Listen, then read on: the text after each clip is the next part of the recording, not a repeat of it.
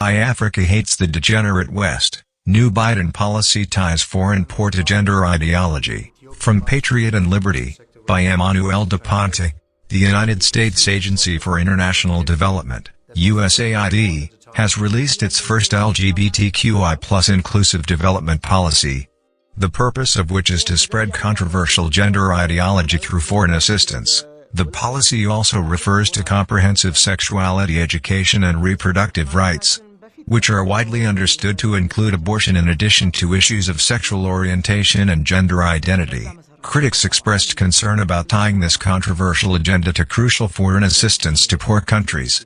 Max Primorac of the Heritage Foundation condemned the Biden administration for the gross misuse of international aid. He charges that the U.S. government is prioritizing its social agenda, from gender ideology to aggressive climate action, while risking aggravating poverty in Africa. Primorac argued against tying future life-saving aid to forcing Africans to abandon their traditional family values, which he called irresponsible and a danger to national security. The policy was formally launched at an event featuring USAID Administrator Samantha Power. She discussed the agency's support for LGBTQ+ rights as well as the challenges marginalized groups face as a result of recent anti-democratic movements around the world, saying, "What we see is attacks on minorities, generally, sometimes religious minorities, sometimes LGBTQ+ communities," and referred to minority groups as often the canary in the coal mine when democracy is threatened. Also at the event was Jay Gilliam, USAID Senior LGBTQI+ Coordinator, who previously worked for the Anti-Christian Human Rights Campaign, HRC, who called USAID's new policy a roadmap for advocating LGBTQI+ inclusion internationally. In it, USAID stressed that locally driven LGBTQ inclusive development improves lives, economies, and democracies, acting as a model for incorporating LGBTQ-identified people into the agency's on-the-ground activities. The policy replaces USAID's 2014 LGBT Vision for Action, which was launched during the Obama administration. While the earlier policy included a glossary of terms, the updated version relies more on vague language, reflecting the speed with which terms related to these issues are introduced and replaced. USAID recognizes that language is dynamic and evolves. USAID's stated commitment to spread concepts of gender identity around the world that remain highly contested at home is raising question from some lawmakers about future funding for the agency. The same week as the LGBTQI+ policy was launched, Representative Matt Gaetz, Republican Florida, introduced legislation to defund USAID. He accused the agency of pushing radical, leftist ideology that includes supporting abortion, gender equity programs, and climate alarmism rather than assisting people in developing countries and spreading democracy. Gaetz stated that USAID lacked a genuine function and is used as a slush fund for international wokeism, and he urged strong legislative support to fully eliminate the organization. USAID was established in 1961 by an executive order issued by President John F. Kennedy, and is tasked with leading global development and humanitarian projects to improve lives, relieve poverty, promote democratic government, and encourage progress beyond aid. Republican Representatives Andy Biggs, Eli Crane, Paul Gosar, Marjorie Taylor Greene, and Anna Paulina Luna have all joined Gaetz's bill as co-sponsors. Gaetz went on to say, "The American people will not tolerate government-funded degeneracy at home, and we will certainly not accept its force-feeding abroad under Old Glory." በዩኤስኤአይዲ ኤልኤምዲ ፕሮጀክት በተሰጠኝ ስልጠና ሴት ስራ ፈጣሪዎች በተሰጠው ስልጠና ተጠቅሜያለሁ። ከተጠቀምኳቸው ነገሮች አንዱና ዋነኛው የስራ አመራር። ሴቶች ስራ መምራት እንደሚችሉ ራሳቸውን አያስቡም። ግን ይሄ ስልጠና ሴት ስራ መምራት እንደምትችል ስለተማርኩ ለሌሎችም ይጠቅማል ብዬ ይሄንን እላለሁ። ሊንኬጁን ለመፍጠር በጣም ለኛ ቀላል ነው። ምክንያቱም ማምን አለው የሚለውን ነገር አውቀናል። መድረስ እንደምንችል የት ጋር መድረስ እንደሚችሉ ማንንም ሴት የትም ቦታ ላይ እስካወቀች እስከተማረች ድረስ እስከሰራች ንግዱ እስከገባ ድረስ መድረስ ትችላለች። We facilitated more than $35 million of investments in the livestock sector by entrepreneurs that wanted to expand on their business. ሌላ ያው 50% ደግሞ ጋራንት ሆኖኛል። ብድር ከኦሮሚያ ህብረት ስራ ማህበር ወስጃለሁ።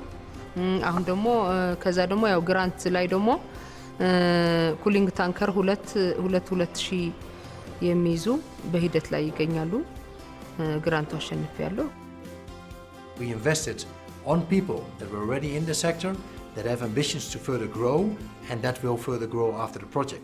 That's something that will not stop the moment we will stop with the project. I would like to thank the American people and also the government of America. USAID LMD ለኛ ለዚች ሀገር ማለት ነው ሁሉም ሰርቶ እንዲበላ እያገዘን ነው ሰርቶ እንዲበላ In the end, we've been able to benefit over 600,000 beneficiaries. They were able to sell additional milk and additional meat.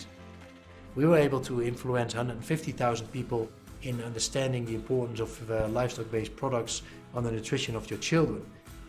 So I think we've seen significant change in household level in income, as well as the nutritional status of family members over the past 5 years.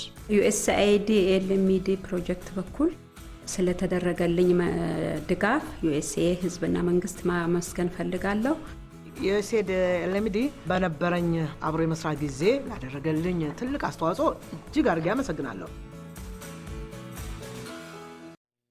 Thank you.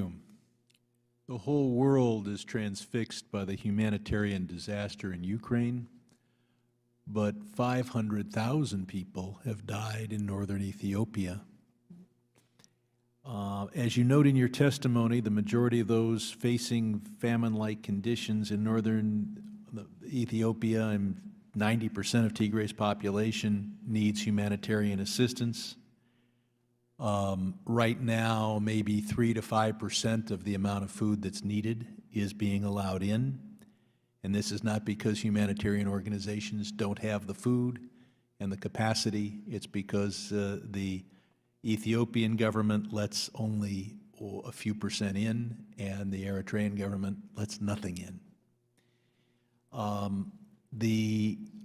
Back in December, the Assistant Secretary for African Affairs, Molly Fee, testified before our committee that the State Department had decided to refrain at the current moment from making a public determination on atrocities, human rights, but most significantly, whether this is a genocide or an attempted genocide. Just last month, Secretary Blinken was sitting where you are now, and he testified that a legal determination will in fact be made on those issues by the State Department. It may not be your exact portfolio, but there's very few people in America who have your background. In your testimony, you say that addressing these atrocities in Ethiopia is a major top priority.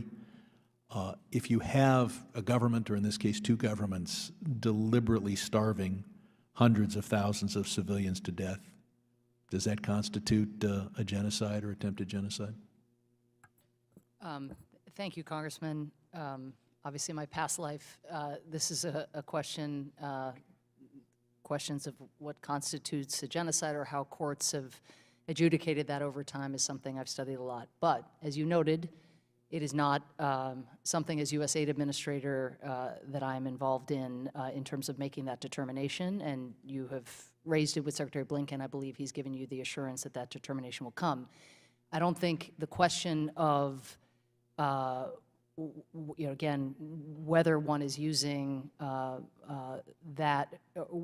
whether that legal determination is made is influencing in any way the U.S. government's posture toward the Ethiopian government. In other words, we are acting in just the same way we would be irrespective I would point out that in this room, I've suggested ways to pressure the Ethiopian and especially on particularly the Eritrean government, which has, of course, the ports that could be used, particularly by interrupting sea traffic going, even hundreds of miles away from Eritrea. So I think a determination of genocide would spur our administration to do more than simply send harsh letters to Addis Ababa and Asmara. You visited the refugee camp in Sudan, where Tigrayan refugees are also hungry. Are we going to increase our aid to those refugees? Well, we are, as part of the broader package of assistance that we hope is going to be voted on by the Senate, we are able now to have additional humanitarian assistance to meet global needs that are profound. And just to come back to where you started, you do have 1 million people facing famine in Ethiopia by the end of June. I mean, we're past mid-May. This is upon us, and that includes 700,000 people in Tigray. So, you know, I think the pressure by the United States has been a belated but an important factor in why the number of trucks that have gotten into Tigray in recent days has increased. We got 320 trucks in this past week.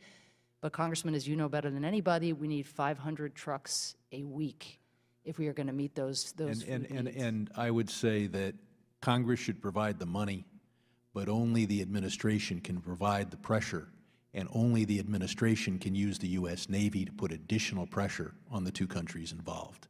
And without that pressure, you got a certain number of trucks in with oral pressure. We can do more. I yield back. When I am president of the United States, gays and lesbians will have somebody who will fight for equal rights for them because they are our brothers and they are our sisters. Doesn't make much sense, but today in America, millions of our fellow citizens wake up and go to work with the awareness that they could lose their job, not because of anything they do or fail to do, but because of who they are. Lesbian, gay, bisexual, transgender.